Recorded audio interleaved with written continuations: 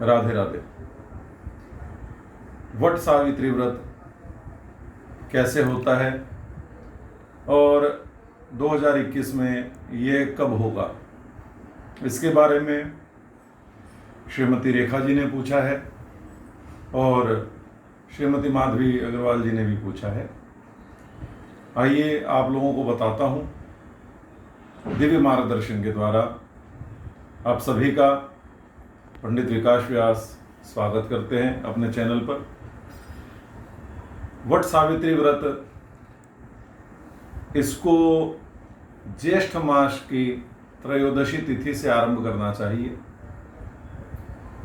और कृष्ण पक्ष या शुक्ल पक्ष अभी नहीं कहा हूं आपसे, ज्येष्ठ मास की त्रयोदशी तिथि से ये व्रत आरंभ होता है। दक्षिण भारत में दाक्षिणात्य जिसको कहते हैं, वो सब इस व्रत को शुक्ल पक्ष में करते हैं, ज्येष्ठ शुक्ल पक्ष में, और उत्तर भारत में और पश्चिमी भारत में ये सब वट सावित्री का जो व्रत किया जाता है वो कृष्ण पक्ष में किया जाता है। दोनों ही एक तरीके से ही किए जाते हैं। फर्क इतना पड़ता है कि दक्षिण भारत में ये पूर्णिमा तिथि को होगा और यहाँ पर ये अमावस्या तिथि को होगा। और जैसा कि अमावस्या तिथि के बारे में किसी ने भी पूछा कि व्रत में संदिग्धता है, तो ज्येष्ठ कृष्ण अमावस्या को जो वट सावित्री होगा त्रयोदशी से आरंभ हो जाएगा। इस व्रत में अमावस्या सूर्यास्त काल से पूर्व 3 मुहूर्त व्यापिनी चतुर्दशी विद्या ग्राह्य की जाती है। ब्रह्मवैवर्त पुराण में भी लिखा है कि ज्येष्ठ की पूर्णिमा और ज्येष्ठ की अमावस्या, इसको चतुर्दशी से जो विद्ध हो, उससे जो स्पर्श की हो, उसी का ग्रहण करना चाहिए। अन्य कोई भी तिथि चतुर्दशी से नहीं लेनी चाहिए विद्ध की हुई, केवल ज्येष्ठ मास की अमावस्या। इस कारण से क्योंकि चतुर्दशी 9 तारीख को, 9 जून को दिन में 1:19 पर या कोई पंचांगों के अनुसार या लाहिड़ी पंचांग के अनुसार 1:57 पर पूर्ण हो जाएगी।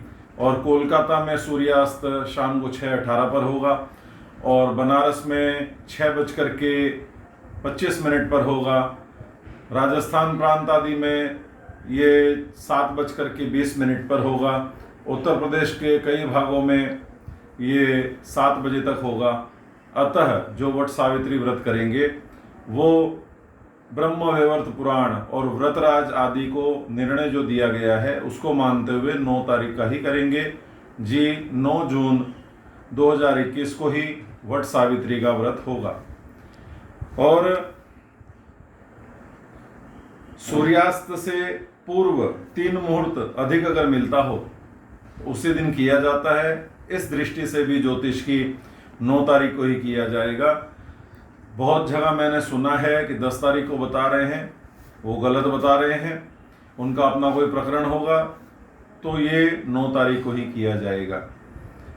आप मेरे इस वीडियो के डिस्क्रिप्शन में भी देख लीजिएगा, जो नीचे दिया रहता है वीडियो के साथ, उसमें मैं वट सावित्री की पूजा के विधान में कैसे किया जाता है वो बता दूंगा लिख करके, तो आप लोगों को थोड़ी आसानी होगी।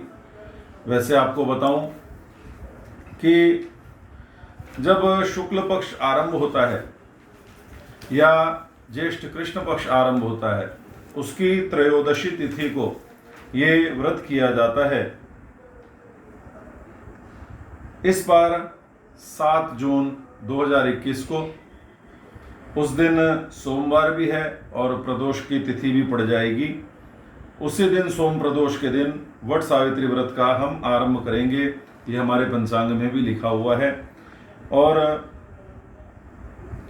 इस वट सावित्री को करने के लिए एक तो त्रयोदशी के दिन आप नक्त भोजन किया जाता है, उसका ध्यान रखें। अगर 3 दिन का करते हैं तो नक्त भोजन जो सूर्य अस्त के उपरांत रात्रि में होता है। दूसरे दिन चतुर्दशी को केवल फलाहार आदि लिया जाता है। और जिस दिन अमावस्या के दिन वट सावित्री करते हैं या पूर्णिमा के दिन करते हैं, उस दिन पूर्ण रूप से उपवास रख के उसका व्रत और वट का पूजन आदि किया जाता है। दूसरे दिन व्रत खोल लिया जाता है ब्राह्मणों का पूजन करके, वट का पूजन करके। और कैसे पूजन करना चाहिए, जो हम एक दिन का करने वाले लोग हैं उनके लिए बताता हूँ। वे अगर इस लॉकडाउन में न जा सकें पूजन करने वट वृक्ष का, तो घर में ही चंदन से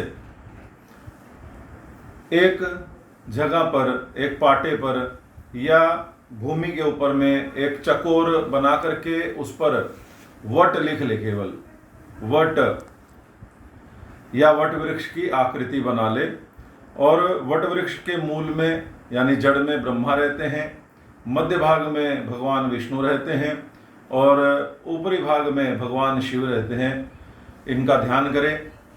इसके पश्चात, और आप अगर वट वृक्ष के पास में हैं तो बिल्कुल वहीं खड़े होकर ये ध्यान करें।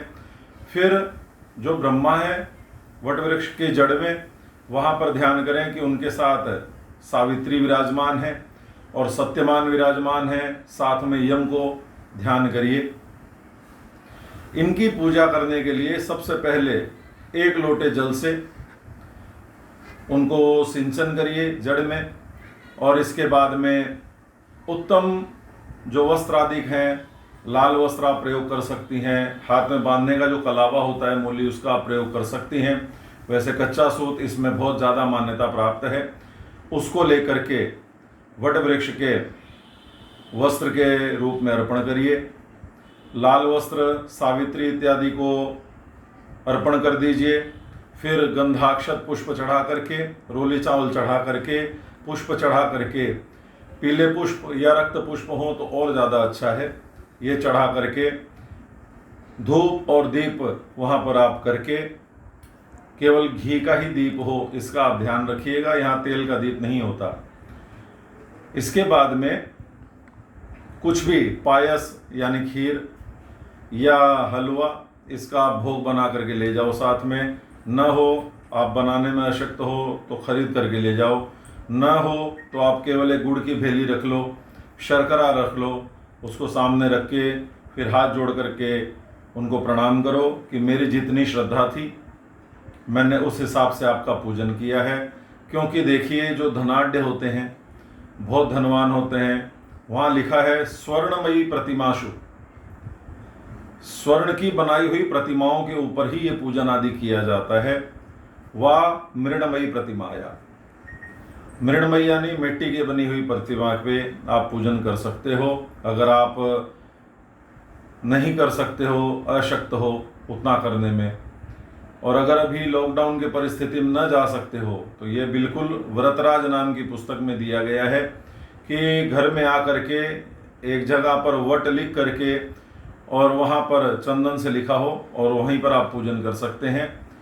फिर पूजन करके जब आप खड़े होते हैं तो वो सूत, कच्चा सूत लेकर के या मूली कलावा लेकर के 7 बार उस वट वृक्ष की आप परिक्रमा करें और उसको सूत को लपेटें और 7 बार केवल यही प्रार्थना करें कि हे वट वृक्ष में रहने वाले, इस स्वरूप में रहने वाले ब्रह्मा विष्णु महेश, आपके साथ जो सावित्री सत्यवान है और यमदेव जो साक्षी में है, इनकी कृपा से मैंने ये जो व्रत किया यथाशक्ति अपनी शक्ति से, उस व्रत के द्वारा मुझे अखंड सौभाग्य की प्राप्ति हो, मेरे पुत्रों को सौभाग्य आदि की, ऐश्वर्य आदि की, निरोग्य आदि की प्राप्ति हो और मेरे घर में सदैव वंश वृद्धि होती रहे, कभी भी हमारे घर में किसी की अकाल मृत्यु न हो, ऐसा आप हमें वरदान दें।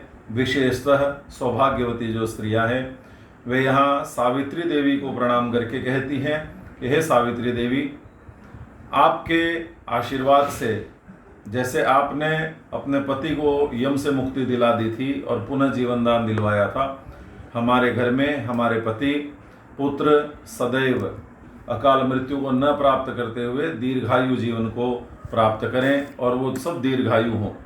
हमारा कुटुंब आपकी कृपा से फले फूले। इस प्रकार से सूक्ष्म रूप से आप पूजन कर सकते हैं। दूसरी बात, इसका उद्यापन कोई करना चाहता हो उसके बारे में व्रत राज नाम की एक पुस्तक है।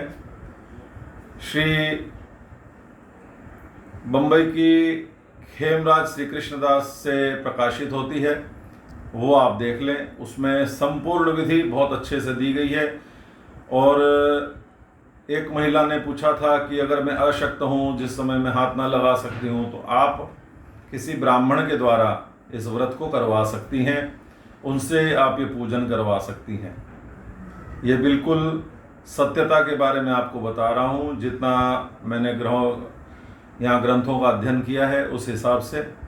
और आप सब बिल्कुल निश्चिंत होकर के ये व्रत करें। ये आप लोगों को सौभाग्य देने वाला हो, पति को दीर्घायु देने वाला हो, आपके पुत्रों को, आपके वंश को वृद्धि देने वाला हो। इसी के साथ ये पुनः कह रहा हूँ, इस बार 2021 में 9 तारीख जून को ये व्रत आपको करना है। बिल्कुल निश्चिंत होकर के करें, 9 तारीख को ही ये व्रत होगा। इसी के साथ राधे राधे।